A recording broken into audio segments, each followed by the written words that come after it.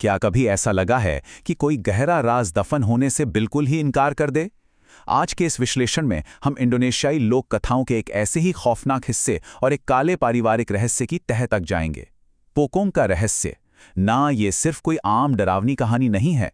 असल में ये इंसानी अपराधबोध, सदियों पुरानी परंपराओं और इस बात की एक गहरी स्टडी है कि कैसे अतीत कभी हमारा पीछा नहीं छोड़ता।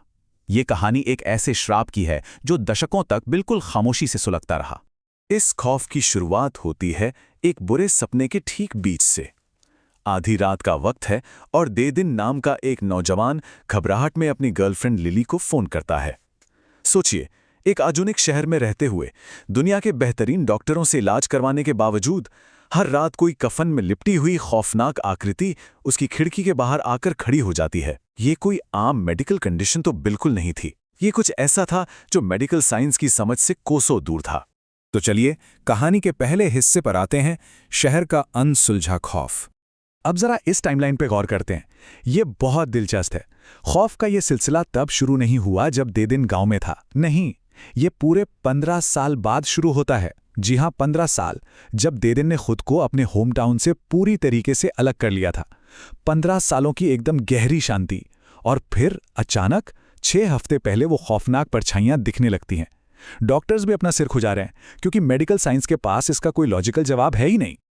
और यहीं से एक बड़ा सवाल उठता है, कोई रूह किसी ऐसे इंसान को परेशान ही क्यों करेगी जिसका उस अतीत से कोई लेना देना ही नहीं बचा? इसी एक डरावने सवाल ने देदिन को मजबूर कर दिया कि वो अपना सामान बांधे और उस दूर दराज के द्वीपीय गांव दुसून की ओर वापस लौटे। वही गांव जिसे वो बरसों पहले हमेशा के लिए पीछे छुड़ाया था। भाग 2, दुसन गांव का सफर।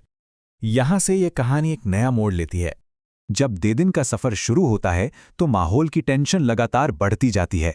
एक अर्बन थ्रिलर अचानक से एक रहस्यमयी लोक कथा में बदलने लगता है। जरा इमेजिन कीजिए, देदिन की बस घने डरावने जंगलों से गुजर रही है और खिड़की के बाहर एक सफेद कफन वाली रूह उसका पीछा कर रही है।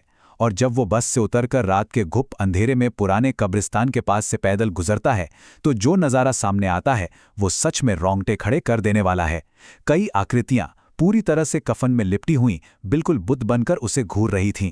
ये इस बात का साफ इशारा था कि अब वो एक अलग ही दुनिया में कदम रख चुका है। घर पहुंचने पर एक बहुत ही अजीब कॉन्ट्रास्ट देखने को मिलता है। 2 अलग अलग पीढ़ियों का खौफ बिल्कुल अलग है। एक तरफ हैं अंकल दलाई, जिनकी दिमागी हालत पूरी तरह से बिगड़ चुकी हैं। वो अपने ही गहरे अपराध बोध यानी गिल्ट के बोझ तले दबे हुए हैं और हवा में किसी से लड़ रहे हैं।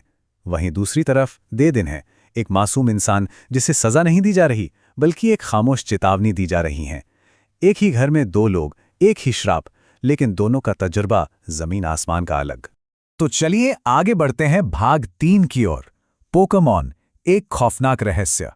आधी रात का वक्त होता है और वो कफन वाली रूह आखिरकार अंधेरे से बाहर आती है। अंकल दलाई पूरी तरह से अपना मानसिक संतुलन खो बैठते हैं और बंदूक लेकर उस पर हमला कर देते हैं। लेकिन नतीजा, वो ताकतवर रूह बिना किसी खौफ के अंकल को घसीटते हुए गहरे अंधेरे जंगल में खींच ले जाती है। जंगल से आने वाली उनकी वो आखिरी भयावह चीख, बाप रे, वो इस बात का सबूत थी कि अंकल दलाई का पागलपन अब एक हिंसक अंजाम तक पहुंच चुका था। यहां से ये साफ हो जाता है कि ये सिर्फ एक भूतिया कहानी नहीं है।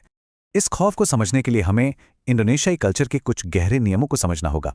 वहां इस कफन वाली रूह को पोकोंग कहा जाता है।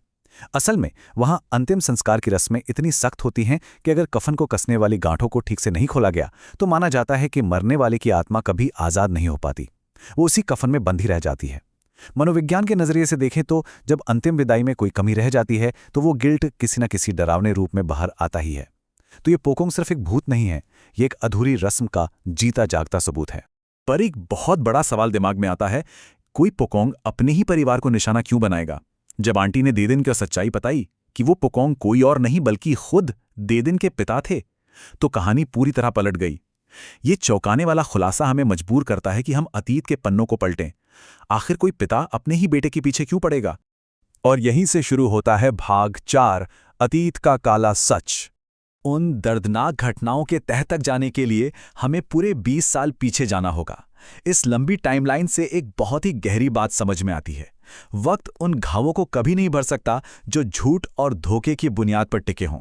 20 साल पहले वो घटना घटी, 15 साल पहले दे दिन अनजान होकर शहर चला गया। लेकिन अतीत तो वहीं का वहीं खड़ा रहा, खामोशी से इंतजार करता हुआ, जब तक कि उसका भयानक अंजाम आज सबके सामने नहीं आ गया। जब इन पुरानी कड़ियों को जोड़ा जाता है तो असलियत दिल दहला देने वाली निकलती है। ये कोई मामूली हादसा नहीं था। उस दिन अंकल दलाई जंगल में नशे में धुत थे। उन्होंने सुरक्षा की सारी चेतावनियों को अनसुना कर दिया, जिसकी कीमत दे दिन के पिता को अपनी जान देकर चुकानी पड़ी। और फिर क्या हुआ? गांव वालों और कानून से बचने के लिए दलाई ने जल्दबाजी में एक गुपचुप अंतिम संस्कार कर डाला। उसी घबराहट और डर में वो कफन की गांठें खोलना ही भूल गए। तो देखा जाए तो ये सिर्फ एक छोटी सी गलती नहीं थी, ये एक जानबूझकर किया गया कवरअप था, जिसने पवित्र परंपराओं की धज्जियां उड़ा दी और एक खौफनाक श्राप को जन्म दिया। भाग 5, रूह के अंतिम आज़ादी। क्योंकि हर काली रात की सुबह तो होती ही है। ये बात सच में हैरान कर देने वाली है कि दे दिन के लिए वो रूह कभी कोई राक्षस थी ही नहीं। बिल्कुल नहीं, वो तो बस एक पीड़ित आत्मा थी। एक ऐसा पिता जो अपने साथ हुए अन्याय की कहानी सुनाने के लिए तड़प रहा था। उसे बदला नहीं चाहिए था, वो तो सिर्फ ये चाहता था कि उसका बेटा सच्चाई जाने।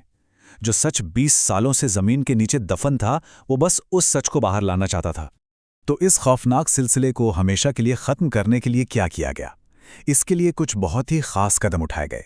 सबसे पहले और सबसे जरूरी, छिपे हुए सच का बहादुरी से सामना करना, क्योंकि बिना सच को माने कोई मुक्ति नहीं मिल सकती। उसके बाद एक स्थानीय मौलवी को बुलाया गया, जिन्होंने जमजम के पवित्र जल पर दुआएं पढ़ीं। ये हमें एक बहुत बड़ी सीख देता है। चाहे बात किसी भटकती रूह की हो या हमारे असल जीवन के किसी गहरे ट्रॉमा की, सच्चाई से आंखें मिलाना ही आध्यात्मिक और मानसिक शांति का पहला और सबसे अहम कदम होता है। और अब ये पूरी कहानी हमें एक बहुत ही गहरे और सिहरन पैदा कर देने वाले सवाल के साथ छोड़ जाती है। हमारे कर्मों का बोझ बहुत भारी होता है ना? और अपने अतीत से भागना तो खैर नामुमकिन ही है। अगर हम अपनी गलतियों को सुधारने के बजाय उन्हें बस दफना दें, तो वे किसी न किसी रूप में जरूर लौट कर आती हैं, चाहे वो दिमागी तनाव हो या फिर कोई पोकोंग। और अक्सर इसका सबसे भारी खामियाजा हमारी आने वाली पीढ़ियों को ही भुगतना पड़ता है। तो सोचने वाली बात यही है कि दबी हुई सच्चाइयां आखिर कब तक खामोश रह सकती हैं? ज्ञान और रहस्यों से भरे ऐसे ही और भी गहरे विश्लेषणों के लिए हमारे साथ यूं ही बने रहें।